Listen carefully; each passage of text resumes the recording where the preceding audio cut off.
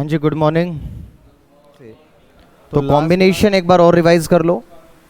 हाँ जी, परमुटेशन का मतलब क्या था? अरेंजमेंट। अरेंजमेंट में ऑर्डर मैटर करता है। अरेंजमेंट में ऑर्डर मैटर करता है। तो जहाँ जहाँ पोजीशन देनी है, जहाँ रैंक देनी है, जहाँ कोई पोस्ट देनी है, जहाँ कोई शेड्यूल बनाना है, जहाँ कोई फोटोग्राफ खिंचवानी है, यहाँ सब ऑर्डर मैटर करता है।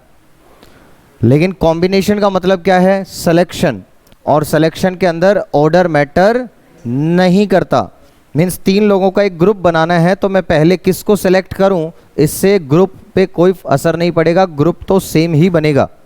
तो इसका मतलब कॉम्बिनेशन में ऑर्डर मैटर नहीं करता है। कॉम्बिनेशन का मतलब सिलेक्शन होता है। हमने कहा कि अगर n डिफरेंट ऑब्जेक्ट्स हैं और उसमें से आपको r ऑब्जेक्ट्स एक टाइम पर सेलेक्ट करने हैं, अब अरेंजमेंट नहीं करना, अब सिर्फ सेलेक्ट करने हैं। सेलेक्ट करने का जो ऑर्डर है उससे कोई फर्क नहीं पड़ेगा। तो number of combinations of n different things taken r eight a time लिखेंगे कैसे इसको? NCR। और NCR का फॉर्मूला सेम वही है आपके पास जैसे परमुटेशन का था, बट अब डिवाइड और कर देंगे किससे? r फैक्टोरियल से। तो हमने कहा factorial n upon n minus r factorial तो था ही पहले भी, अब डिवाइड में क्या आ गया साथ में? r फैक्टोरियल और आ गया। तो मुझे ये बताओ इसको अपन, अच्छा इसमें भी r की वैल्यू वही है NCR के अंदर कि r की वैल्यू 0 से लेकर और n तक हो सकती है। मिनिमम 0, मैक्सिमम n हो सकती है। n ऑलवेज क्या रहेगा? पॉजिटिव इंटीजर रहेगा। अब मुझे ये बताओ कैलकुलेटर पे कैसे करें? तो कैलकुलेटर पे जैसे अपन परमुटेशन को सॉल्व करते थे, जैसे कि मैंने कोई एग्जांपल आपके पास लूँ 3C2, तो बताओ 3C2 में 2 फैक्टर्स होंगे, 3 इंटू में 2 डिवाइड बाय नीचे जो है r फैक्टोरियल, तो 2 है तो 2 फैक्टोरियल से डिवाइड कर दो, दैट इज 2 से डिवाइड कर दो, तो आंसर इज 3। तो ये आपके पास ऐसा सॉल्व हो जाएगा। क्लियर? किसी को कोई डाउट कैलकुलेटर पर कॉम्बिनेशन को कैसे सॉल्व करना है? मैंने आपको ये एग्जांपल भी दिए थे। 10C3 कैलकुलेटर पे सॉल्व करो 10C3 को, तो 3 फैक्टर्स मल्टीप्लाई करने पड़ेंगे। 10 इंटू 9 इंटू 8, 3 फैक्टर मल्टीप्लाई कर दिए, डिवाइड बाय 3 था, यहाँ पर R3 है तो 3 फैक्टोरियल से डिवाइड कर दो। 3 फैक्टोरियल क्या है? 6, तो 6 से डिवाइड कर दो, तो आंसर आपका आ जाएगा जो भी कैलकुलेट करना है। क्या बात समझ में आ गई? परमुटेशन से जैसे कर रहे थे वैसे ही, बस अब बाद में क्या कर देना? डिवाइड बाय r फैक्टोरियल कर देना है। सेम है बिल्कुल। जाना कहाँ तक है? वही n माइनस r प्लस 1 तक ही जाना है। सब कुछ सेम है आपके पास, सिर्फ चेंज क्या हुआ कि लास्ट में उसको डिवाइड कर लेना r फैक्टोरियल से। अच्छा, फिर मैंने आपसे ये बात भी करी थी कि ऐसा क्यों हो रहा है कि r फैक्टोरियल से डिवाइड कर रहे हैं। तो हमने कहा था कि यहाँ पर पहले परमुटेशन देखते थे तो ऑर्डर मैटर करता था। जैसे 3 में से 2 को सेलेक्ट करना है तो पहले A करूं फिर B करूं, या पहले B करूं या फिर A करूं, बात एक ही है। लेकिन ये दोनों अलग अलग परमुटेशन हुआ करते थे, अब ये कॉम्बिनेशन एक ही है, तो इसलिए हम इसको क्या करते हैं? डिवाइड बाय r फैक्टोरियल कर देते हैं। ठीक, अब देखिए जरा, फिर अपन ने कहा NC0 ये क्या रहेगा आपके पास? 1। NC0 क्या रहेगा? 1। NP0 भी क्या था? 1 ही था, NP0 भी। NCN अब क्या होगा? NCN वहां पे NPN हुआ करता था, तो NPN क्या होता था? n factorial. अब डिवाइड में और क्या करना पड़ेगा? n फैक्टोरियल, तो आंसर क्या आ जाएगा? 1। सोचो ना, 10 लोग हैं, 10 में से 10 को सेलेक्ट करने का तरीका एक ही तो है, कुछ करना पड़ेगा क्या? नहीं, 10 के 10 वही है, तो वो एक ही तरीका होगा। ये आपको लॉजिकल समझ के काम कर लेना है। यहाँ पर NCR बड़ा इंपॉर्टेंट फॉर्मूला है। NCR equals to NCN minus R। अगर NC 8 है तो किसके बराबर हो जाएगा? NC 2 के बराबर हो जाएगा। क्या बात समझ में आ गई? अगर NC 8 है, सॉरी यहाँ पे 10C 8 है, तो ये हो जाएगा 10C 8 है तो वो किसके बराबर हो जाएगा? 10C 2 के बराबर हो जाएगा, है ना? क्लियर यहाँ तक? अगर 10C 2 है तो वो किसके बराबर होगा? 10C 8 के, या 10C 8 है तो उसको क्या लिख सकते हैं? 10C 2। सर इसको कन्वर्ट ही क्यों करें? क्या तो डायरेक्ट क्वेश्चन पूछ लेगा, या फिर 10C 8 को सॉल्व करके देखो कितना मुश्किल काम है। 10C 8 को सॉल्व करके देखो, कहाँ तक जाना पड़ेगा? 10 माइनस 8, 2 प्लस 1, 3 तक। तो आप मल्टीप्लाई करोगे 10 into 9 into 8 into 7 into 6 into 5 into 4 into 3 into 3 तक ही जाना था। बात समझ में आ गई? डिवाइड बाय किस फैक्टोरियल से करोगे? 8 फैक्टोरियल से। Divide by 40320।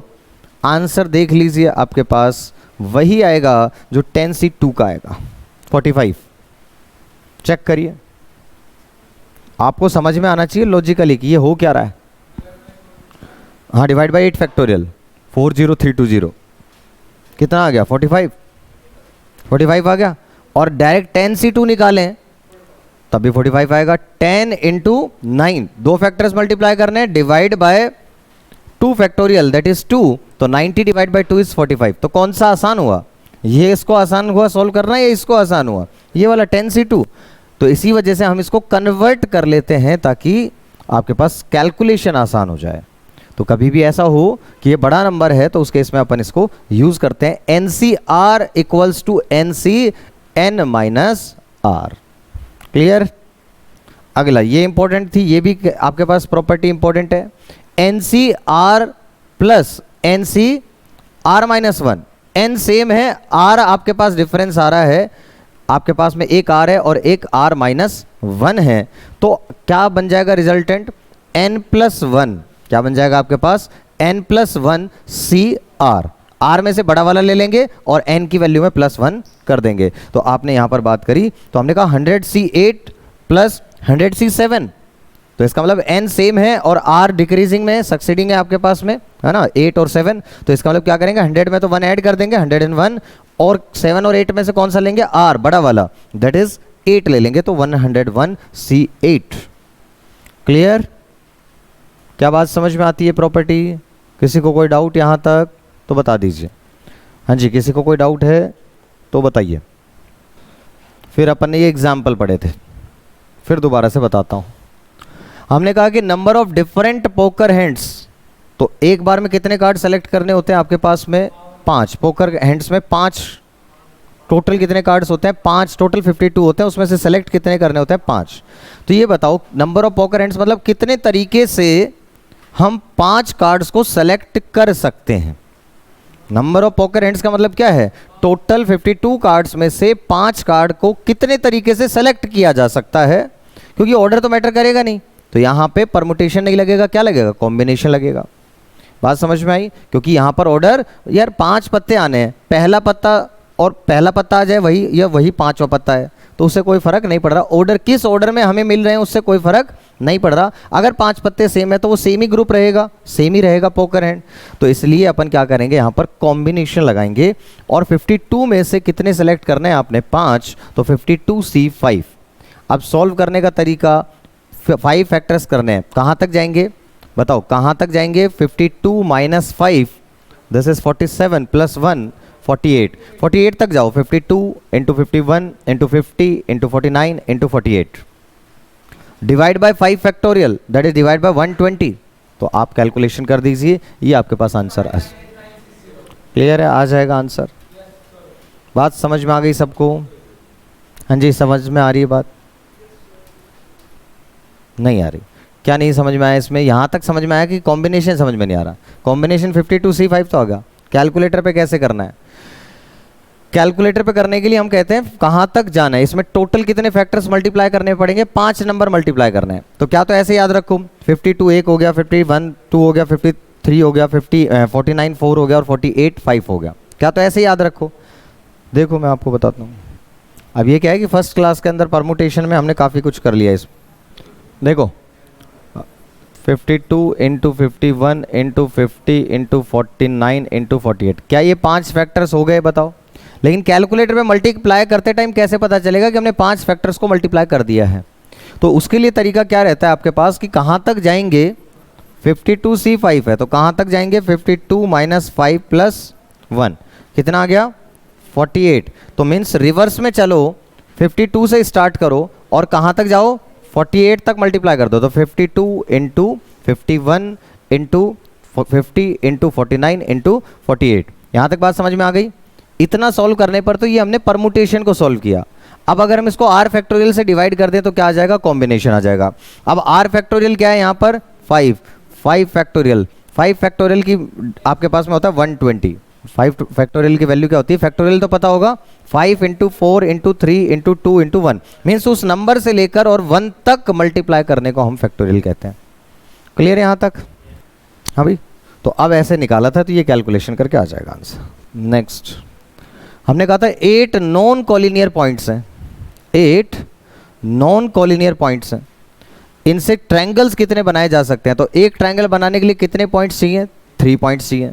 तो टोटल 8 में से 3 पॉइंट्स को सेलेक्ट करने का कितना तरीका होगा हमारे पास? 8C3। 8C3 मतलब 3 फैक्टर को मल्टीप्लाई कर दो, 8 into 7 into 6 divide by 3 factorial. 3 factorial is 6, तो 6 से 6 कैंसिल हो जाएगा, 8 7 जा 56।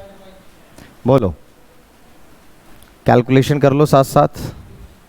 आया? 3 फैक्टर को मल्टीप्लाई करना था, 8C3 में 3 factor, 8 into 7 into 6 divide by जो नीचे था 8C3, तो 3 फैक्टोरियल से डिवाइड कर दो। 3 फैक्टोरियल की वैल्यू होती है 6, 3 इंटू 2 इंटू 1 दैट इज 6, तो डिवाइड बाय 6 कर देंगे। कोई दिक्कत यहाँ तक? क्लियर? यार बनाने की जरूरत क्या है, कल बनाए थे ना भाई। ट्रायंगल बनाने की जरूरत क्या पड़ रही है इसमें? यार तुम भी मजे ले रहे हो मेरे साथ। ट्रायंगल बनाना नहीं आता कि तुमको? तो फिर इसको कहीं पे भी 8 पॉइंट ऐसे लेने हैं। अब ये ट्रायंगल ऐसे बनते चले जाएंगे। एक ट्रायंगल ये बन गया, देखो आप, एक ट्रायंगल ये भी बन गया, ठीक है, एक ट्रायंगल ये भी बन गया, तो एक बहुत ट्रायंगल बन जाएंगे 3 पॉइंट की हेल्प से। ऐसे आप कह रहे हो ये ट्रायंगल बन गया, ऐसे आप कह रहे हो ये ट्रायंगल बन गया, ऐसे कह रहे हो ये ट्रायंगल बन गया। अब ये वाला ट्रायंगल भी बन गया ना, ये भी तो बड़ा ट्रायंगल बन गया, तो इसी तरीके से ये बन गया। इनमें प्रॉब्लम क्या है? ट्रायंगल बनाने। तो ऐसे कितने ट्रायंगल्स बन सकते हैं? घर पे कलाकारी कर लेना और सारे बना लेना 56 के 56। एक लाइन पे ना हो, एक लाइन पर ना हो 3 पॉइंट, उसको बोलते हैं कि नॉन कॉलिनियर। एक लाइन पर होते हैं तो कॉलिनियर, बचपन में पढ़ लिया होगा ये तो, ठीक है, समझ में आया? एक लाइन पर 3 पॉइंट होते हैं तो उनको बोलते हैं कॉलिनियर पॉइंट्स, और एक लाइन पर ना हो तो उनको बोलते हैं नॉन कॉलिनियर पॉइंट्स। ये तो 10th क्लास से पहले की कहानियां हैं, बचपन की कहानियां हैं।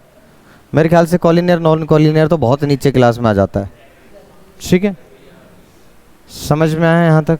फिर हमने कहा कमेटी बनानी है 3 पर्सन्स की, 3 लोगों की कमेटी बनानी है 12 में से। तो कमेटी में सिलेक्शन करना होता है, ऑर्डर मैटर नहीं करता। लेकिन एक कमेटी में पोस्ट देनी होती, प्रेसिडेंट की, सेक्रेटरी की और ट्रेजरर की। अगर हमें एक कमेटी में पोजीशन देनी पड़ती तब क्या लगता? परमुटेशन। लेकिन यहाँ सिर्फ कमेटी बनानी है 3 लोगों की, तो यहाँ क्या लगेगा? कॉम्बिनेशन, क्योंकि यहाँ ऑर्डर मैटर नहीं करेगा। तो इसलिए क्या लग गया? 12C3। और सॉल्व कैसे करेंगे समीर 12C3 को? हाँ, 12C3 को 12 कितने फैक्टर मल्टीप्लाई करने हैं? डिवाइड बाय 6, ठीक है। क्यों? क्योंकि 3 फैक्टर मल्टीप्लाई करने हैं, 12 into 11 into 10 divide bye 3 factorial, जो r है, divide by 3 factorial that is 6। तो ये आंसर आ जाएगा आपके पास 220।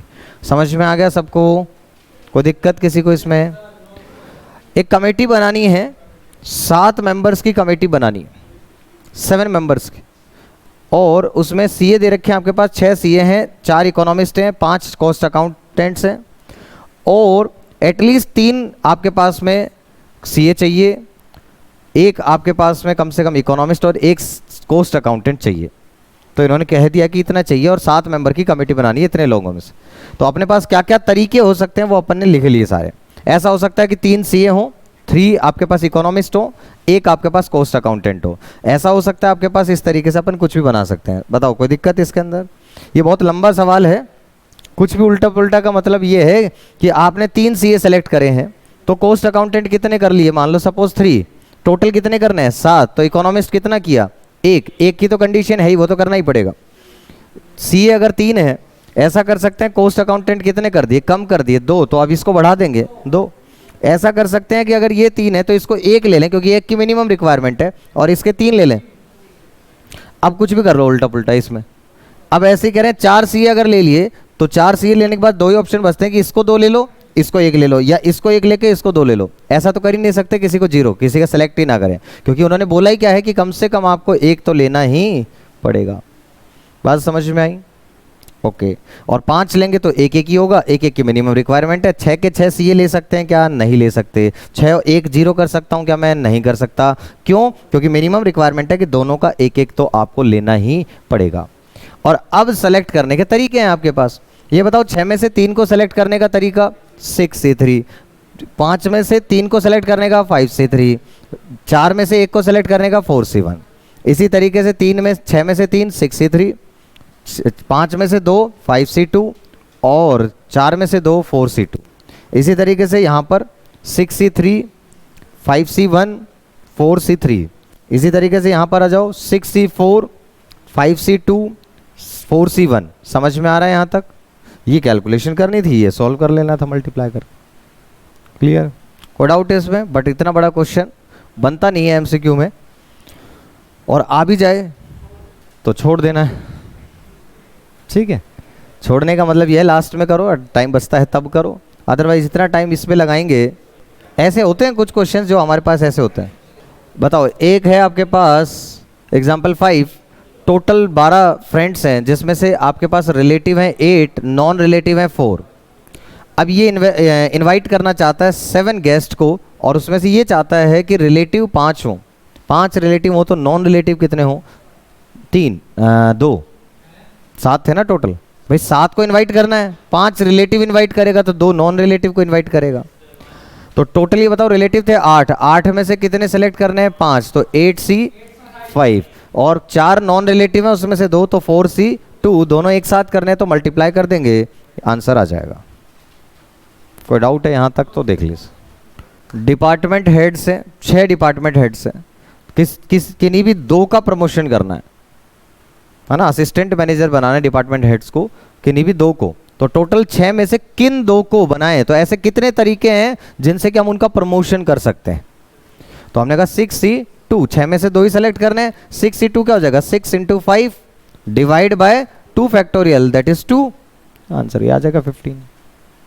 अगला आ गया, 10 हेल्पर्स ने अप्लाई किया। अप्लाई कितने हेल्पर्स ने किया? 10 ने।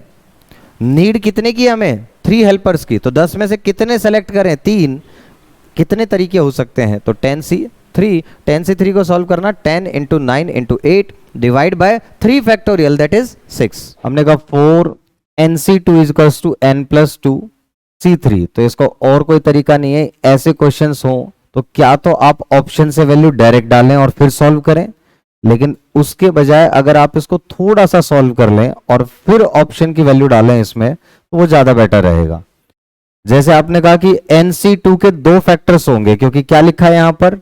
2 लिखा हुआ है, तो ये 2 फैक्टर्स होंगे आपके पास, एक n और एक n-1। तो हमने कहा 4 × n(n-1) divide by r factorial. r कितना है यहां पर? 2, तो कितना हो जाएगा? 2 फैक्टोरियल से डिवाइड कर देंगे। क्लियर हुआ यहां तक? इसमें N+2C3, तो कितने फैक्टर्स होंगे? 3 फैक्टर्स होंगे, एक N+2, एक N+1 और एक n, divide by 3 factorial, that is 6। Solve कर लेंगे, इक्वेशन ये आ जाएगी आपके पास। इस इक्वेशन में ऑप्शन से वैल्यू डालकर देख लीजिए, तो जो ऑप्शन सेटिस्फाई कर जाएगा वही इसका क्या हो जाएगा? आंसर हो जाएगा। आज समझ में आई? क्लियर यहां तक? चलिए नेक्स्ट देखिए, N+2CN45 अगर ये दे रखा है तो इसका भी क्या तरीका होगा आपके पास? N+2 से n तक जाना है, तो आपके पास एक फॉर्मूला था NCR = NCn-R। क्या था? NCR = NCn-R। तो मतलब 10C8 है तो क्या कर देंगे? = 10C2 हो जाएगा। यहां पर भी वही सेम अप्लाई कर लो। क्यों? क्योंकि N+2 ये फॉर्मूला लगाते ही कब है? ये फॉर्मूला लगाते कब है? जब ये R की वैल्यू बहुत बड़ी हो जाती है या मोर देन 50% हो जाती है। जैसे 10 था, अब ये 8 आ गया, ऐसे ये N+2 है और यहां क्या आ गया? n। तो इसको सॉल्व करना बहुत लंबा हो जाएगा हमारे लिए, इसलिए हम क्या करते हैं? इसको कन्वर्ट कर लेते हैं। NCR = NCn-R। तो यहां क्या हो जाएगा? NCn-R क्या हो जाएगा? n तो हो गया N+2, C यहां पर क्या हो जाएगा? n-R। n-R मतलब क्या हो जाएगा? N+2 -n। तो क्या आ जाएगा आपके पास? यहां पर 2 आ जाएगा। ये मैंने आपको कर भी दिखाया। तो इसको मैं जब N+2C2 लिख सकता हूं, तो अब इसको सॉल्व करना हमारे लिए आसान हो गया। कितने फैक्टर्स होंगे इसमें? 2 फैक्टर्स होंगे। कौन कौन सा? एक तो होगा N+2 और एक होगा N+1। डिवाइड बाय क्या कर देंगे अपन इसको? 2 फैक्टोरियल से, दैट इज 2 से डिवाइड कर देंगे, सॉल्व कर लेंगे। यहां पे 90 आ गया। अब इसके अंदर ऑप्शन से वैल्यू डाल लीजिए, जो आपके पास में ऑप्शन इसको सेटिस्फाई कर जाएगा वही इसका आंसर हो जाएगा। तो ऐसे क्वेश्चंस को सॉल्व करना समझ में आ गया। हमें स्टार्टिंग से वो नहीं लगाना NCR = n(n-R) into R, ऐसा नहीं करना है आपने, समझ रहे हो? हमें ऐसे डायरेक्ट लिख लेने, 2 फैक्टर होंगे तो 2 फैक्टर डायरेक्ट लिख के सॉल्व कर लेना, स्टेप बच जाएगा। ये अपन एक किया था question example number 9। Red balls हैं 7, व्हाइट बॉल्स हैं 6, ब्लू बॉल्स हैं 4, सेलेक्ट 3 बॉल्स, 3 बॉल सेलेक्ट करनी है और कंडीशन लगा दी कि अगर तीनों बॉल रेड हो तो बताओ रेड बॉल है कितनी आपके पास, रेड बॉल कितनी है 7, तो 7 में से कितनी सेलेक्ट करनी है आपको 3, तो 7C3, कितना सेलेक्ट करना है आपको 7C3। सॉल्व करने का तरीका है आपके पास 3 फैक्टर होंगे, 7 into 6 into 5 divide by 3 factorial that is 6, तो कितना आ जाएगा आपके पास 7 5 जा 35। अगर कोई भी रेड ना हो तो कितनी ऐसी बॉल्स हैं जो रेड नहीं है, 10, व्हाइट और ब्लू, ये 10 बॉल्स ऐसी हैं, तो ये 10 बॉल्स आपके पास में क्या होंगी, 10 में से कितनी सेलेक्ट करनी है आपने 3, तो 10C3, 10 into 9 into 8 divide by 3 factorial that is 6। Clear? 1 is of each colour, तीनों में से एक एक हो तो 7 में से एक हो 7C1, 6 में से एक हो 6C1, 4 में से एक हो 4C1। क्लियर? बात समझ में आ गई? और यहां पर सिलेक्शन क्यों लगाया, क्योंकि ऑर्डर मैटर नहीं कर रहा है, इस वजह से अपने सिलेक्शन किया है, कॉम्बिनेशन लगाया है। ठीक, नेक्स्ट 10PR और 10CR ये आ रहा है आपके पास, तो इसको करने का तरीका मैंने आपको एक और बताया था कि जब भी NPR अपॉन NCR करते हैं तो क्या निकल कर आता है, R फैक्टोरियल निकल कर आता है।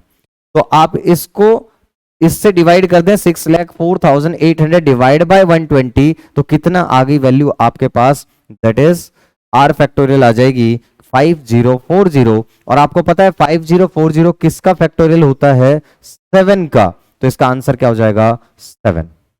देख लीजिए, हाँ जी ये फॉर्मूला है, ये हमने बनाया था खुद से, डिवाइड करके सॉल्व करके दिखाया मैंने आपको कि अगर NPR अपॉन NCR मैं डिवाइड कर दूं तो ये ऐसे ऐसे डिवाइड हो जाएगा और कैंसिल करके क्या बच जाएगा आपके पास, R फैक्टोरियल बच जाएगा। बट याद ये रखना ऊपर परमुटेशन है नीचे कॉम्बिनेशन है, तो R फैक्टोरियल, अगर आपने ऊपर कॉम्बिनेशन नीचे परमुटेशन रखा तो फिर 1 अपॉन R फैक्टोरियल होगा। तो बड़े ध्यान से इसको यूज करना कि ऊपर परमुटेशन नीचे कॉम्बिनेशन, पहले परमुटेशन पढ़ा आपने फिर कॉम्बिनेशन पढ़ा, या जब भी हम बोलते हैं पहले परमुटेशन फिर कॉम्बिनेशन, तो परमुटेशन डिवाइड बाय कॉम्बिनेशन करोगे तो R फैक्टोरियल आंसर आ जाएगा। तो इसको सॉल्व करने का तरीका ये बहुत सिंपल पड़ गया था, अदरवाइज आप ऑप्शन रखते, ऑप्शन से सॉल्व करते, बट इंस्टेड ऑप्शन रखने के बजाय अगर ऐसा दोनों हो तो डिवाइड करके ज्यादा बेटर, जल्दी सॉल्व हो जाएगा। क्लियर? चलें आगे, next example number 11, 18CR equals to 18CR plus 2। आपको पता ही है 18C NCR equals to NCN minus R, मतलब जो ये R और R का जो ये आपके पास में क्या होगा, अगर N सेम है तो इन दोनों का सम किसके बराबर होना चाहिए, N के बराबर होना चाहिए, तो दैट इज 18 के बराबर होना चाहिए। तो R plus R plus 2 equals to 18, यहां से R की वैल्यू आ जाएगी 8। यहां तक कोई डाउट है तो बताइए। हमेशा ये R और इसका दोनों का जो सम है वो इसके बराबर, अगर N सेम है और इक्वल है, क्योंकि फॉर्मूला क्या पढ़ाता है, NCR equals to NCN minus R, तो ऑब्वियसली अगर N सेम है तो R और इन दोनों R का जो सम होगा वो क्या होगा आपके पास, N के बराबर होगा। तो आपने यहां पर कहा कि अगर ये आपके पास 18CR है और ये 18CR प्लस 2 है, तो R plus R plus 2 equals to क्या हो जाएगा, 18 हो जाएगा, that is 2R equals to 16। R की वैल्यू कितनी हो जाएगी 8। क्लियर? सही है, नेक्स्ट देखते हैं अपन। इसके बाद आया समझ में यहां तक? कोई डाउट हो तो बता दो। हाँ जी, ये क्वेश्चन बहुत बढ़िया था, प्रॉपर्टी थी, और ये प्रॉपर्टी बहुत बार यूज होती है, ये दो प्रॉपर्टी बहुत ज्यादा यूज होती है। एक तो NCR equals to NCN minus R, और दूसरी क्या थी, NCR प्लस NCR माइनस 1 क्या हो जाएगा, N प्लस 1 CR। अगर N सेम हो और R सक्सीडिंग हो, एक R हो एक R माइनस 1 हो, तो फिर क्या बन जाता है, N plus 1 CR, 1 plus N plus 1 CR। N में एक प्लस हो जाएगा और R कौन सा लेंगे, बड़े वाला लेंगे, R ले लेंगे यहां पर बड़े वाला।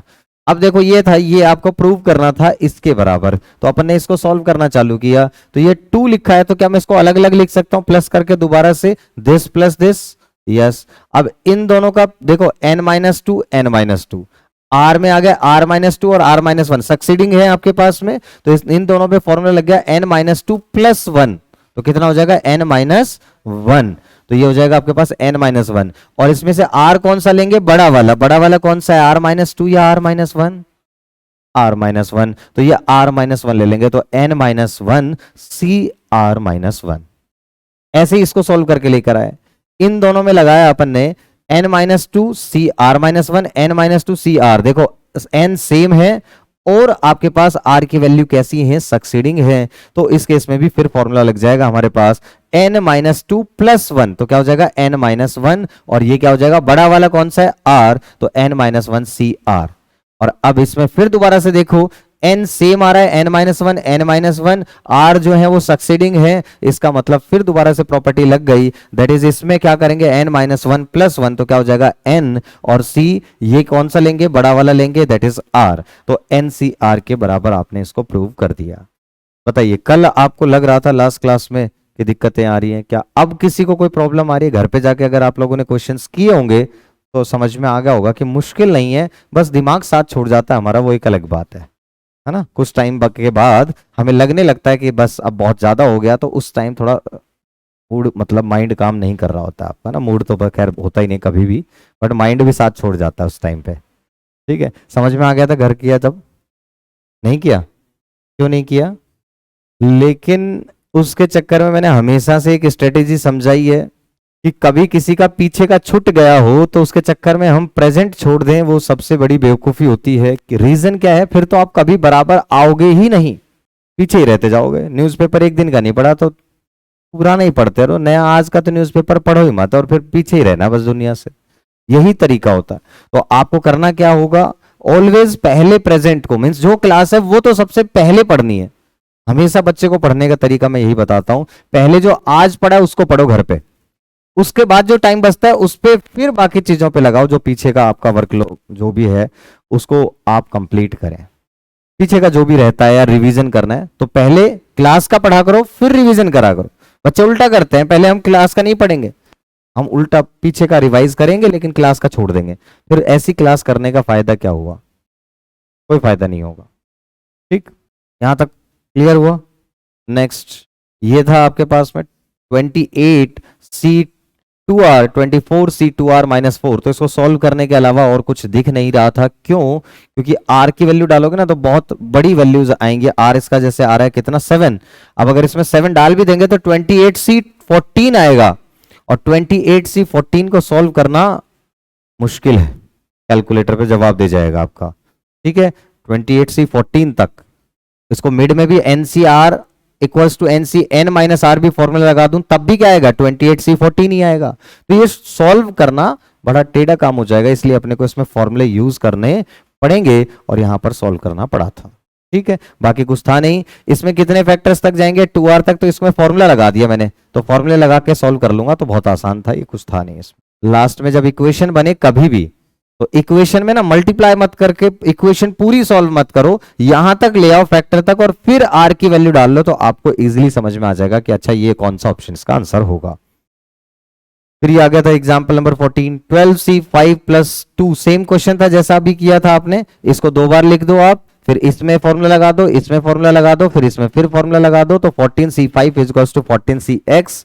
अच्छा, x की वैल्यू क्या होगी, क्या तो 5 होगी ऑब्वियसली। 14C5 किसके बराबर होगा, 14C5 के बराबर ही हो सकता है, या फिर 14C9 के बराबर हो सकता है, क्योंकि आपको पता है x + 5 का सम क्या होना चाहिए, 14 होना चाहिए। अगर NCR आपके पास n सेम है और ये दोनों इक्वल दे रखे हैं, इसका मतलब इन दोनों का सम 14 होना चाहिए आपके पास। क्लियर? ये आ गया फिर आपके पास, ये भी हो गया। नेक्स्ट क्वेश्चन, अब अपन ने कुछ फॉर्मूले और सीखे, कुछ बातें, कुछ कॉन्सेप्ट्स और कंप्लीट करे अपन ने। एक कॉन्सेप्ट किया, जैसे आपने NCR + NC, देखो एक किया था अपने NCR + NCR-1, क्या होता है आपके पास, that is n + 1 CR। n में +1 हो जाएगा और R बड़ा वाला ले लेंगे। ऐसे ही आपके पास परमुटेशन में भी होगा, बट एक छोटा सा चेंज है। अपन क्या करेंगे, NPR प्लस, जो हम कर रहे थे NPR-1, ये तो सेम है कि R में 1 माइनस कर दो, N सेम ले लो, बट अब क्या करना पड़ेगा, R से मल्टीप्लाई भी करना पड़ेगा। तो आपने कहा NPR + R × N P R minus one, ये क्या बन जाएगा आपके पास N plus one P R, क्या बन जाएगा N plus one P R आपके पास ये बन जाएगा। Clear? Next, permutation when some of the things are alike, मतलब अभी तक जो हमने परमुटेशन पढ़ा वो परमुटेशंस में कोई भी ऑब्जेक्ट रिपीट नहीं हो रहे थे, तो अब ऑब्जेक्ट रिपीट करने वाले केसेस भी पढ़ लिए अपन ने। तो मैंने आपको बताया कैलकुलस एग्जांपल दिया, टोटल कितने लेटर्स हैं कैलकुलस के अंदर 8, 8 को अरेंज करने का तरीका 8p8, 8 को अरेंज करने का तरीका क्या होगा आपके पास 8p8, 8p8 क्या हो गया 8 फैक्टोरियल, क्या हो गया 8 फैक्टोरियल। अब ये तो आपके पास में टोटल तरीके हो गए 8 थिंग्स को अरेंज करने के, ये टोटल कितने तरीके हो गए आपके पास 8 थिंग्स को अरेंज करने के टोटल तरीके आ गए। लेकिन मुझे ये बताओ, ये जो जैसे दो सी आ रहे हैं, तो हम सी और सी आपस में इंटरचेंज करेंगे तो क्या वो एक ही वर्ड बनेगा या अलग वर्ड बन जाएगा, एक ही वर्ड बनेगा।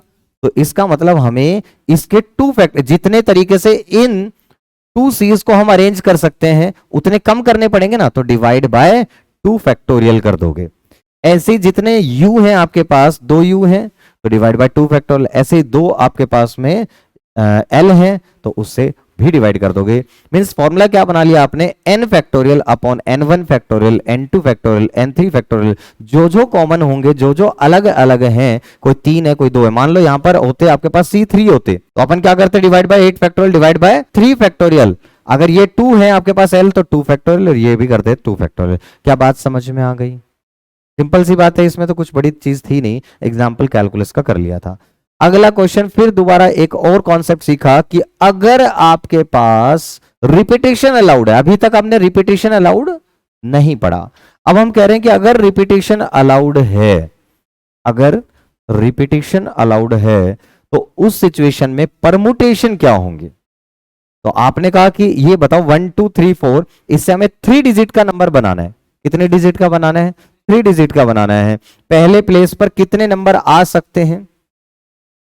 4 आ सकते हैं। दूसरे पर भी कितने आ सकते हैं? 4 आ सकते हैं। रीजन जो यहां लिख दिया वो भी लिख सकता हूं मैं यहां पर, अब जो फिर यहां दोनों लिख चुका हूं वो भी मैं लिख सकता हूं यहां पर। तो यहां भी कितने ऑप्शन है? 4। तो 4 into 4 into 4 that is 4 cube, 4 cube. तो ये क्या हो जाएगा आपके पास n raise to power r, यही तो हुआ। n कितना है 4, r कितना था 3, तो n raise to power r। तो ये कॉन्सेप्ट बहुत सिंपल है, कुछ मुश्किल था ही नहीं इसके अंदर। तो आपने दो कॉन्सेप्ट परमुटेशन के पढ़ लिए, एक अगर ऑब्जेक्ट सेम हो तो n factorial upon n1 factorial n2 factorial n3 factorial, और आपने बात कर ली अगर रिपीटेशन अलाउड हो तो क्या हो जाएगा n raise to power r, क्या हो जाएगा n raise to power r। फिर अगली बात करिए आपने combinations of n different things taking some और all of n things at a time. मैंने कॉम्बिनेशन में ना एक बात बताई आपको, जब भी nc0 plus nc1 plus nc2 plus nc3 so on up to ncn करते हैं तो इनका ऑलवेज क्या आएगा आपके पास equals to 2 raise to power n। क्यों? क्योंकि सेलेक्ट करने में किसी भी चीज को, मैंने बताया था ही लव्स मी नॉट, बात समझ में आ गई? तो मैंने आपसे क्या कहा, हाँ यही बताया था मैंने तो मैंने आपको ये दो बातें इसके अंदर बताई कि हर चीज के दो ही तरीके, क्या तो मैं सेलेक्ट करूं या तो मैं सेलेक्ट ना करूं। तो एक भी थिंग है, जो भी जितनी n थिंग्स हैं, तो हर चीज के लिए कितने ऑप्शन है, सेलेक्ट करूं या ना करूं, सेलेक्ट करूं या ना करूं, सेलेक्ट करूं या ना करूं। तो ऐसे 2 2 2 कितनी बार मल्टीप्लाई करने पड़ेंगे हर चीज के लिए आपको n टाइम्स, तो कितना हो जाएगा 2 रेज टू पावर n, क्या हो जाएगा 2 रेज टू पावर n। तो आपको ये दिमाग में रहना चाहिए, nc0 बार बार बोल रहा हूं, nc0 plus nc1 plus nc2 plus nc3 so on up to ncn, ये कहां तक कितना हो जाएगा 2 रेज टू पावर n। इसका मैंने लॉजिक यहां भी दिया, ये बात आपको दिमाग में छप जानी चाहिए, ये क्वेश्चंस में बहुत जगह काम आएगी। nc0 plus nc1 plus nc2 plus nc3 कहां तक चले जाओ, ncn तक चले जाओ, तो कितना आंसर आएगा 2 रेज टू पावर n आएगा। कितना आंसर आएगा 2 raise to power n। Clear? अब मैंने कहा nc0 क्या होता है 1, nc0 क्या होता है 1। अगर मैं इस nc0 को उधर ले जाऊं तो ये क्या हो जाएगा 2 रेज टू पावर n माइनस 1। तो इसका मतलब क्या हुआ, मैंने कितने सिलेक्शन करे, कम से कम एक सेलेक्ट किया, एटलीस्ट वन। तो अगर मैं कह रहा हूं एटलीस्ट वन, तो क्या आंसर आएगा, 2n-1। और अगर मैं सिर्फ चीजों को सेलेक्ट करने की बात कर रहा हूं कि टोटल कितने तरीके हैं आपके पास कॉम्बिनेशंस को सेलेक्ट करने के, तो फिर अपन क्या कर देंगे, NC1 NC0 plus NC1 plus NC2 so on up to this. लेकिन अगर ऐसा बोला जाता है सम और ऑल, सम और ऑल का मतलब क्या है, एटलीस्ट वन, कम से कम एक को तो आपको सेलेक्ट करना ही है। इसमें वो ऑप्शन नहीं होना चाहिए जिसमें आपको सबको सेलेक्ट नहीं करना, कम से कम एक को तो सेलेक्ट करना ही है। तो अपन ने यहां पर एक एग्जांपल लिया था दोस्त वाला, अपन ने कहा 4 दोस्त हैं हमारे पास, ये बताओ कितने तरीके हैं 4 दोस्तों को इनवाइट करने के, कितने टोटल कॉम्बिनेशंस हैं, टोटल कितने तरीके हैं जिससे हम अपने दोस्तों को इनवाइट कर सकते हैं, ये आपको बताना है। आप कह सकते हो सर एक भी दोस्त को नहीं बुलाएंगे, एक तरीका तो ये भी हो गया ना, एक भी दोस्त को इनवाइट नहीं करेंगे। एक तरीका है सर एक ही दोस्त को इनवाइट करेंगे 4 में से, एक तरीका है सर 2 दोस्तों को करेंगे, एक में 3 और एक में चारों के चारों दोस्त जिगरी दोस्त हैं, इनको छोड़ कैसे सकते हैं किसी को भी, तो इनको तो चारों को ही बुलाना पड़ेगा अपने को। बताओ, तो ये सारे तरीके क्या हो गए, 4C0 plus 4C1 plus 4C2 plus 4C3 plus 4C4, तो टोटल कितने तरीके हो गए, 16। और मैं अगर दूसरे तरीके से सोचने के लिए कहूं आपसे कि एक दोस्त के लिए 2 ही तो ऑप्शन है, क्या तो मैं उसको बुलाऊं या तो मैं उसको ना बुलाऊं, तो मतलब इस वाले दोस्त के लिए 2 ऑप्शन है, क्या तो इनवाइट करूं या तो इनवाइट ना करूं, मतलब इसके 2 ऑप्शन है, इसके भी 2 ऑप्शन, इसके भी 2 ऑप्शन, इसके भी 2 option, 2 into 2 into 2 into 2 that is 2⁴, that is कितना हो गया, 16। अब ये 16 के अंदर क्या एक तरीका ऐसा भी होगा जिसमें मैंने किसी भी दोस्त को नहीं बुलाया, यस, NC4C0। तो इसका मतलब अगर मैं आपसे कहूं कि कम से कम एक दोस्त को तो बुलाना ही है, अब बताओ कितने तरीके होंगे, तो आप कहोगे सर 16 - 1 दैट इज 15 या 2n-1। बोलिए क्या बात समझ में आ गई, कॉन्सेप्ट क्लियर है सबको। इस पर एक क्वेश्चन भी किया था कल, एग्जाम्पल भी काफी अच्छा क्वेश्चन था। तो ये आपको दोनों बात, ये वाली बात समझ में आनी चाहिए। NC0 से NCN तक जाते हैं, NC0 plus NC1 plus NC2 plus NC3 so on up to NCN, तो ये हमेशा क्या हो जाएगा, 2n हो जाएगा, ये आपको ध्यान रहना चाहिए। और अगर आपको सम और ऑल के कॉम्बिनेशंस निकालने, कम से कम एक सेलेक्ट किया हो, मतलब उसमें से क्या हटा दो, जिसमें ऐसा कॉम्बिनेशन हटा दो जिसमें किसी को सेलेक्ट ना किया हो आपने, तो फिर क्या हो जाएगा, 2n-1 हो जाएगा। हाँ जी, देखिए यहां तक कोई डाउट किसी को, बताओ कोई डाउट है तो बताइए। चलिए, हमने क्या क्या पढ़ लिया यहां तक, 3 कॉन्सेप्ट पढ़े थे। परमुटेशन में अगर रिपीटिशन अलाउड हो तो n⁻r, परमुटेशन में ऑब्जेक्ट अगर एक जैसे हो तो n factorial upon n1 factorial, n2 factorial, n3 factorial, clear है। और कॉम्बिनेशन के अंदर टोटल तरीके कितने होंगे आपके पास, 2n, और अगर उसमें से कम एक को सेलेक्ट करना है एटलीस्ट 1, तो 2n-1। बात समझ में आ गई, ठीक है। फिर अपन ने बात करी अगर ये कॉम्बिनेशंस हो, कॉम्बिनेशन में अगर सेम आ जाए तो क्या करें, कॉम्बिनेशन अगर लाइक नेचर के हो, combination of n things taken some और all at a time, when n1 things are alike of one kind, n2 things are of alike of another kind, तो उस केस में n1 + 1, n2 + 1, n3 + 1, सब में +1 करते चले जाएंगे, जितनी बार रिपीट हो रहा है, n2 में आपके पास सो ऑन अप टू -1 कर देंगे। ये आपके पास मैंने बताया नहीं था, कल भी एक्सप्लेन नहीं किया था, आज इसको एक्सप्लेन करेंगे, जब क्वेश्चन आएगा तब इसको एक्सप्लेन करेंगे, अभी एक्सप्लेन नहीं कर रहे हैं। फिर एग्जाम्पल करना चालू किया, कैलकुलस के टोटल 8 आपके पास लेटर्स हैं, तो 8 लेटर्स को अरेंज करने का तरीका 8 फैक्टोरियल, और जो रिपीट हो रहा है उसके फैक्टोरियल से डिवाइड कर दो। C आ रहा है 2 टाइम्स तो 2 फैक्टोरियल से डिवाइड कर दो, L आ रहा है तो 2 टाइम्स तो 2 फैक्टोरियल से डिवाइड कर दो, U आ रहा है 2 टाइम्स तो 2 फैक्टोरियल से डिवाइड कर दो, दैट इज 8 से डिवाइड हो जाएगा तो 7 फैक्टोरियल बच जाएगा, 5040। नेक्स्ट, बिलियर्ड्स बॉल्स कितनी है, 17, ब्लैक बॉल्स कितनी है, 7, रेड 6, व्हाइट 4, टोटल कितनी होगी, 7 6 13 4 17 होगी, 17 बॉल्स हैं, ऐसे हैं। अब ये बताओ इसमें से कितनी अरेंज करनी थी, 17 की 17 को अरेंज करनी है। अरेंज ऑर्डर मैटर कर रहा है कि नहीं कर रहा है, यस। अरेंज करने में बॉल्स को अरेंज करोगे तो ऑर्डर मैटर नहीं करेगा, पहले आप रेड रखो, हाँ अलग अलग होगा आपके पास, पहले रेड फिर व्हाइट फिर आपके पास में ब्लू या ब्लैक, और उल्टा चेंज कर दो, पहले ब्लैक रखो, तो क्या ये दोनों सेम बातें अलग अलग बातें हैं? अलग अलग बातें हैं, तो ऑर्डर मैटर कर रहा है, इसलिए क्या लगेगा?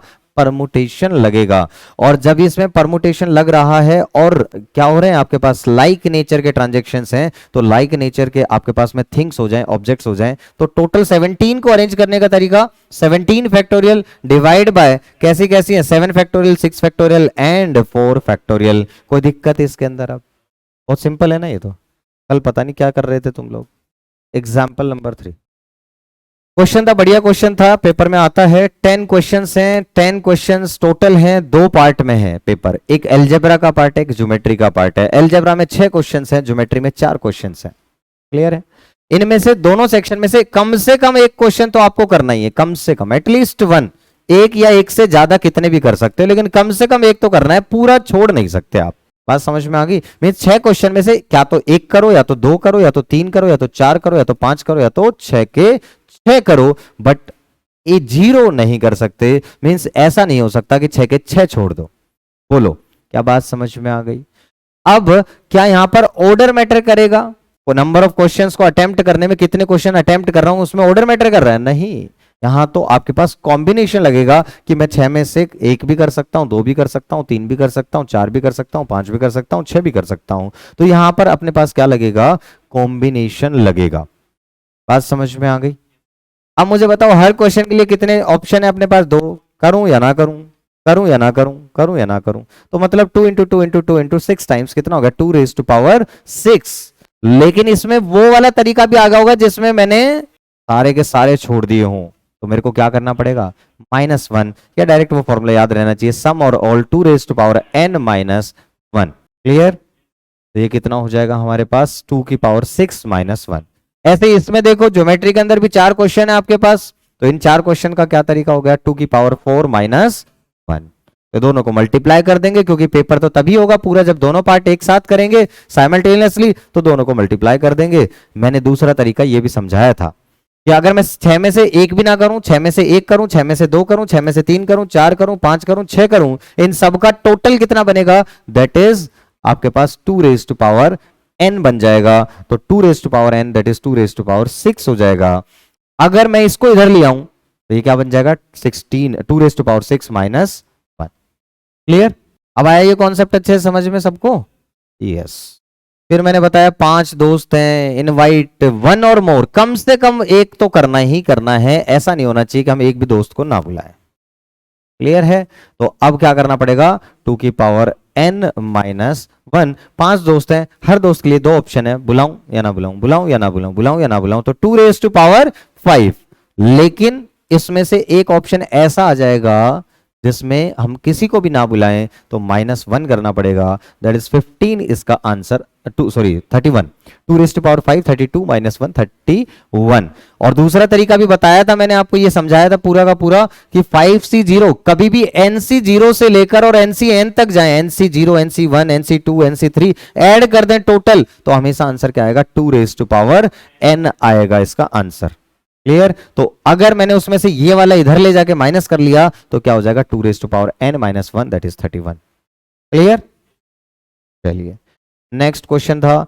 7 मैन है, 3 लेडीज हैं, कमेटी 6 मेंबर्स की कमेटी बनानी है, जिसके अंदर आपके पास कम से कम एटलीस्ट 2 लेडीज होनी चाहिए, कम से कम 2 लेडीज होनी चाहिए। और मैक्सिमम लेडीज हैं ही कितनी अपने पास? 3। तो मतलब लेडीज का नंबर क्या तो 2 होगा या तो 3 होगा। और जब लेडीज अगर 2 है तो मैन 4, लेडीज अगर 3 है तो मैन 3। इनको सेलेक्ट करने का तरीका आपको पता ही है। कमेटी बनानी है, ऑर्डर मैटर करेगा या नहीं करेगा? कमेटी बनाने में नहीं करेगा, क्योंकि यहां पे सिलेक्शन लगता है, कॉम्बिनेशन लगेगा आपके पास। तो 7 में से 4 को सेलेक्ट करने का तरीका 7C4, इंटू में 3 में से 2 को सेलेक्ट करने का तरीका इंटू में 3C2। इसी तरीके से 7 में से 3 को सेलेक्ट करने का तरीका 7C3, और 3 में से आपको 3 को सेलेक्ट करना है तो 3C3। इसको प्लस कर देना, क्योंकि ये ऑल्टरनेटिव तरीके हैं, क्या तो कमेटी ऐसे बना लो या तो कमेटी ऐसे बना लो। बात समझ में आ गई? क्लियर है? इसलिए इसमें ऐड लगा है ना, एडिशन कर दिया अपन ने। यहां तक कोई डाउट है तो बताइए। ठीक, फिर अपन ने एक्सरसाइज करना चालू करी। एक्सरसाइज के 3-4 क्वेश्चन करे थे बस अपन ने, फिर अपन ने छोड़ दिया था क्योंकि आप लोगों का भी दिमाग काम करना बंद हो गया था। 12C4 + 12C3 क्या करेंगे, देखो n सेम है और ये सक्सीडिंग है आपके पास में, है ना, कंजुगेटिव है, तो उस केस में n में +1 कर दो तो 13 हो जाएगा, और r बड़ा वाला ले लो, दैट इज 4 हो जाएगा। तो 13C4 सॉल्व करने का तरीका कहां तक जाएंगे, 13 माइनस 4, 9 + 1 10 तक। तो आपने 13 into 12 into 11 into 10 divide by कितना फैक्टोरियल कर देना है, 4 factorial, that is divide by 24, answer आ जाएगा। एनपीआर और एनसीआर तरीका क्या बता रखा है, एनपीआर डिवाइड बाय एनसीआर कर दो, कितना आ जाएगा आपके पास, ये आर फैक्टोरियल आ जाएगा, दैट इज 6, और 6 मतलब यहां पे किसका फैक्टोरियल होता है, 6, 3 का, तो 3 फैक्टोरियल वैल्यू आ जाएगी आर इक्वल्स टू 3। ऑप्शन से भी कर सकते थे, उसमें कोई प्रॉब्लम नहीं थी। फिर क्वेश्चन नंबर 3 किया आपने, ये तो आपके पास में पूरा ये क्वेश्चन आ ही गया था आपके पास एग्जाम्पल में भी, 18CR इक्वल्स टू 18CR + 2, तो आपको समझ में आ गया R और R + 2 का जो सम होगा वो कितने के बराबर होगा, 18 के बराबर होगा। जब भी NCR equals to NCN - R होता है, दैट मीन्स इन दोनों का जो सम होगा वो R के N के बराबर होगा। तो R + R + 2 equals to N के बराबर, दैट इज 18, और ये आ जाएगा R की वैल्यू 8 आ जाएगी। अब यहां से आपको ये कहा था, R की वैल्यू नहीं पूछी थी आपसे क्वेश्चन में, एक्साइट मत हो जाना, आपसे इसकी वैल्यू पूछी थी, RC5 की, है ना। वहां पे एक ऑप्शन 8 भी दे सकता है, ऑप्शन में देख सकते हो कि मे बी 8 भी गिवन हो, कंफ्यूज करने के लिए, क्योंकि बच्चा कई बार बीच में सोच यहीं तक निकाल देगा और आंसर भी टिक कर देगा। आपको बड़े ध्यान से क्वेश्चन को पढ़ना है कि पूछा क्या है। तो RC5 अगर पूछा है तो अब निकालना है 8C5, और 8C5 को शॉर्टकट करो ना, 8C3, 8C5 किसके बराबर होगा, 8C3 के, और 8C3 का 8 into 7 into 6 divide by 3 factorial, that is 6, तो 8 इंटू 7 56, सॉल्व करना आसान हो गया। अपन ने बात करी थी 8 दोस्त हैं, 8 में से वो इनवाइट कितने को करना चाहता है, 1 और मोर ऑफ द फ्रेंड्स, कम से कम एक तो करेगा ही करेगा इनवाइट। तो सबके लिए उसके पास में कितने कितने ऑप्शन है, 2 ऑप्शन है, इनवाइट करे या इनवाइट ना करे। तो आंसर क्या होना चाहिए, 2⁸8, लेकिन इसके अंदर वो भी आ जाएंगे जिसके अंदर वो एक भी दोस्त को इनवाइट ना करे, तो क्या करना पड़ेगा, -1, तो 255 आ जाएगा। क्लियर यहां तक।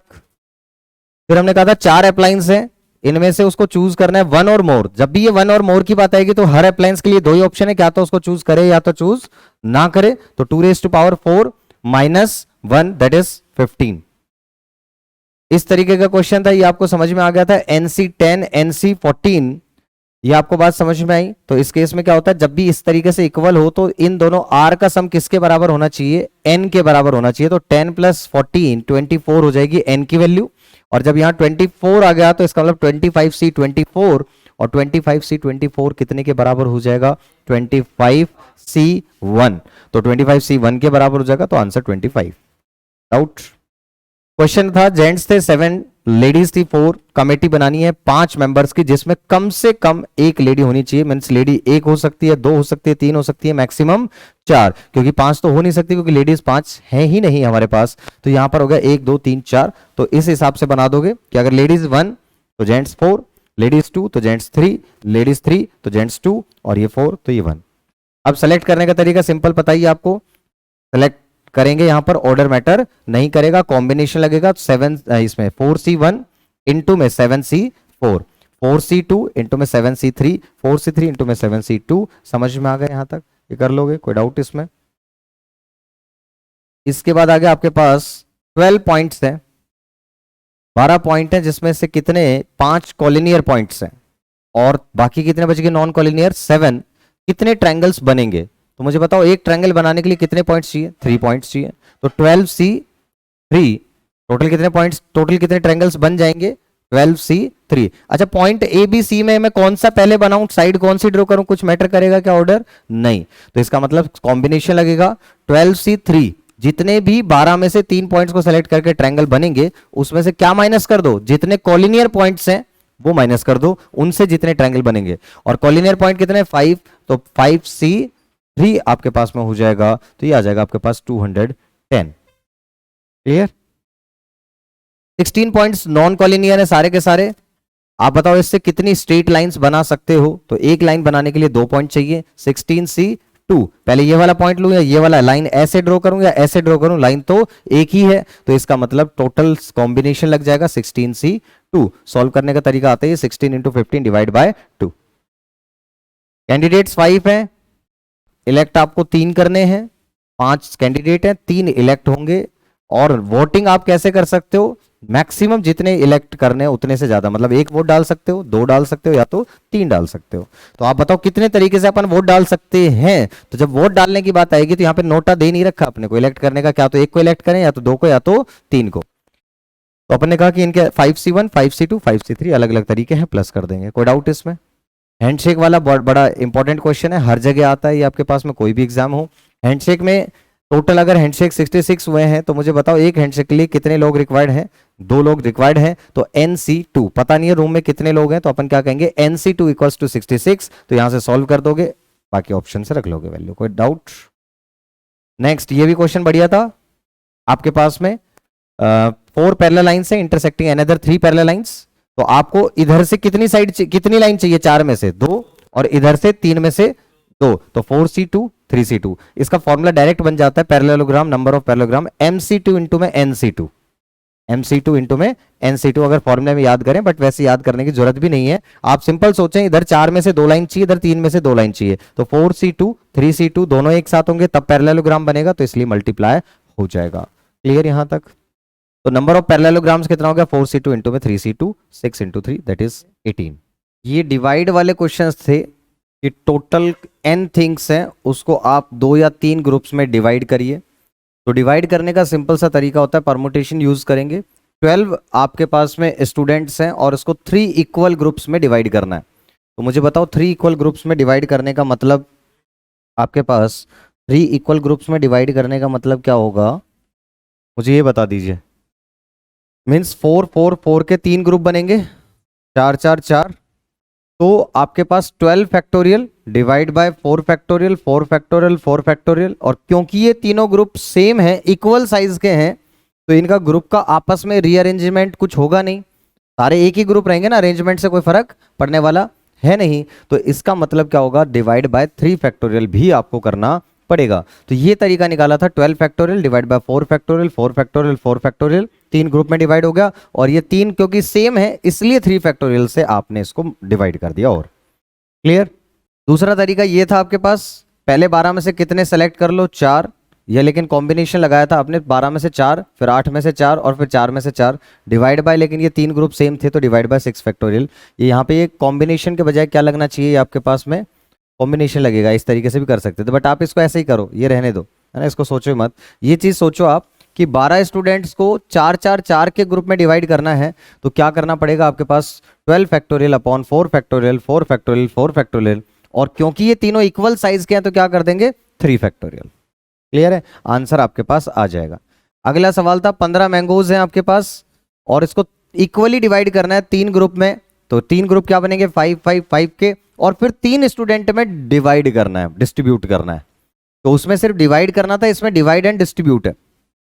तो 15 मैंगोज को डिवाइड करने का तरीका 15 factorial upon 5 factorial 5 factorial 5 factorial. क्योंकि ये तीनों सेम है तो डिवाइड बाय कितना हो जाएगा, 3 फैक्टोरियल और हो जाएगा साथ में। लेकिन अब इनको अरेंज करना है, 3 बच्चों में बांटना है, तो 3 ग्रुप लेके और 3 बच्चों में देंगे तो क्या तरीका होगा, 3 फैक्टोरियल से मल्टीप्लाई कर दोगे, 3 से 3 फैक्टोरियल कैंसिल हो जाएगा, आंसर ही आ जाएगा। फिर अपने का 8 पॉइंट्स है सर्कल के ऊपर, नंबर ऑफ कोड्स कितनी बन सकती है, तो 8 में से 2 पॉइंट से एक कोड बनती है ना। तो 2 पॉइंट से जब एक कोड बनेगी तो टोटल 8 से कितने कोड्स बन सकते हैं, दैट इज 8C2 आ जाएगा आपके पास में आंसर 28। कमेटी आपके पास 3 लेडीज 4 जेंट्स, आपके पास total out of 8 ladies 3 ladies आपको सेलेक्ट करनी है और 7 में से 4 जेंट्स आपको सेलेक्ट करना है। लेकिन इसमें क्वेश्चन बढ़िया इस चीज की वजह से था कि अगर मिसेज एक्स को सेलेक्ट कर लिया लेडीज में तो मिस्टर वाई उस कमेटी का हिस्सा नहीं बनेंगे, और अगर मिस्टर वाई सेलेक्ट हो गए तो फिर आप मिसेज एक्स को उस कमेटी का हिस्सा नहीं बनाएंगे। तो ये 2 तरीके हो सकते हैं, 3 तरीके हो सकते हैं, क्या तो दोनों ही ना हो कमेटी में, या तो मिसेज एक्स हो मिस्टर वाई ना हो, या मिस्टर वाई हो मिसेज एक्स ना हो। तो ये 3 तरीके से आप कमेटी बना सकते हैं। इसमें कोई डाउट है तो बताओ। क्या करना था, दोनों को ही नहीं लेंगे। सपोज करो आपने 8 में से एक लेडी है मिसेज एक्स, उसको नहीं लेना है, तो अब मिसेज एक्स को नहीं लेना है तो बाकी कितनी बच गई, 7। 7 में से कितने लेडीज को लेना है, 3, 7C3। अच्छा, एक मिस्टर वाई है, मिस्टर वाई को नहीं लेना है तो कितने जेंट्स बच गए, 6। 6 में से कितने लेने हैं, 4, तो इसका मतलब 6C4। पहला वाला समझ में आ गया। दूसरा वाला केस मिसेज एक्स को लेना है, मतलब वो तो कंफर्म हो गया कि मिसेज एक्स ले लिए, तो इसका मतलब बाकी कितनी लेडीज बच गई, 7 में से अब कितनी लेनी है? एक ले चुके हैं अपन, तो 2 लेनी है, तो 7C2 इनटू में इसमें नहीं लेना मिस्टर वाई को, तो मिस्टर वाई को नहीं लेना है, तो अब बचे कितने? 6 में से कितने लेने हैं? 4, 6C4। बात समझ भाई? इसमें देखो आप मिसेज एक्स को नहीं लेना, तो इसका मतलब 8 में से मिसेज एक्स को नहीं लेना, बच्चे के कितने? 7 में से कितने लेने? 3, 7C3। जेंट्स की बात कर लें तो इसमें मिस्टर वाई को लेना है, तो वो तो कंफर्म हो गया, ले लिया। अब बच्चे कितने? 6 में से कितने लेने हैं? 3, तो 6C3। बोलो कोई डाउट इसमें? घर पे जाके पढ़ा होगा तो कोई प्रॉब्लम नहीं होगी। ये क्वेश्चन बढ़िया था। 500C92 equals to 499C92 plus n 9C। जब ये इस तरीके से r और r-1 होता है और यहां पर आपके पास n और n होता है, तो ये n+1 CR बन जाता है। तो इसका मतलब ये 500 हो रहा है, +1 हो रहा है, और ये बड़ा वाला आ रहा है, तो इसका मतलब यहाँ पे n की वैल्यू कितनी हो जाएगी? 499 हो जाएगी। ये वाला क्वेश्चन भी बढ़िया था। सुप्रीम कोर्ट ने डिसीजन दिया है 6-3। इस तरीके के क्वेश्चन आते हैं पेपर में, मॉड्यूल से ही आते हैं मैक्सिमम, लेकिन बस ये है कि अपनी प्रैक्टिस थोड़ी अच्छी लेवल की होनी चाहिए। ठीक है, सुप्रीम कोर्ट का डिसीजन 6-3। 6-3 डिसीजन का मतलब क्या है? मैंने बताया था कोर्ट ना कभी भी एक जज नहीं होता, सिंगल मेंबर भी होता है, 2 मेंबर्स भी होते हैं, मतलब अलग अलग मेंबर की बेंच होती है, मतलब अलग अलग जजेस होते हैं। इस बेंच में टोटल 9 जजेस थे और 9 जजेस ने 6 ने ये कहा फेवर में और 3 अगेंस्ट में। अब टोटल जजेस कितने हैं? 9। तो 9 में से अगर हमें रिवर्स करना है डिसीजन को, तो कम से कम अपनी मेजोरिटी, अपनी फेवर में कितने चाहिए? मेजोरिटी होनी चाहिए 5। तो 9 में से 5 हो फेवर में तो भी चलेगा, 9 में से 6 फेवर में आ जाए तो भी चलेगा, 7 आ जाए तो भी, 8 आए तो भी, और 9 के 9 भी अगर हमारे फेवर में हो तो भी। तो इसका मतलब ये आ गया 9C5, 9C6, 9C7, 9C8, 9C9, और ये ऐड कर देंगे। 5 बल्ब हैं जिसमें से 3 defective, 2 non defective, 2 bulb points हैं। अब लाइट आपके पास जलनी चाहिए रूम में, कितने तरीके से जलेगी? तो अपन ने कहा था कि या तो दोनों में लाइट जल जाए या तो एक में लाइट जल जाए, या तो दोनों में लाइट जल जाए या तो कोई भी एक में लाइट जल जाए। अगर दोनों में लाइट जल रही है तो इसका मतलब क्या होगा? बताओ, दोनों में लाइट जलाने के तरीके क्या होंगे? 2C2, 2 ही नॉन डिफेक्टिव है, 2C2 सेलेक्ट कर लिया तो वो दोनों में आपके पास में जल जाएगी। और अगर सब में, अच्छा इसमें तो अपन ने दूसरे तरीके से भी किया था, ये वाला तरीका भी अपनाया था और ये वाला भी, तो 2C2 ये आ गया आपके पास में। और अगर एक में लाइट जलानी है तो 2C1 डिफेक्टिव, नॉन डिफेक्टिव में से एक ले लो और बाकी डिफेक्टिव में से एक ले लो, दैट इज 3C1 प्लस कर दो तो ये आ जाएगा। दूसरा तरीका क्या था? 5 बल्ब, ये बता दो 5 में से 2 सेलेक्ट करेंगे तो टोटल आ जाएंगे आपके पास 5C2, जिसमें से डिफेक्टिव दोनों आ जाएं भाई, तभी तो लाइट नहीं जलेगी जब दोनों डिफेक्टिव आ जाएं। तो दोनों डिफेक्टिव आने का तरीका क्या हो जाएगा आपके पास? डिफेक्टिव है 3 तो 3C2, वो उसमें से माइनस कर दो तो आपके पास आंसर यहां पर 7 आ जाएगा।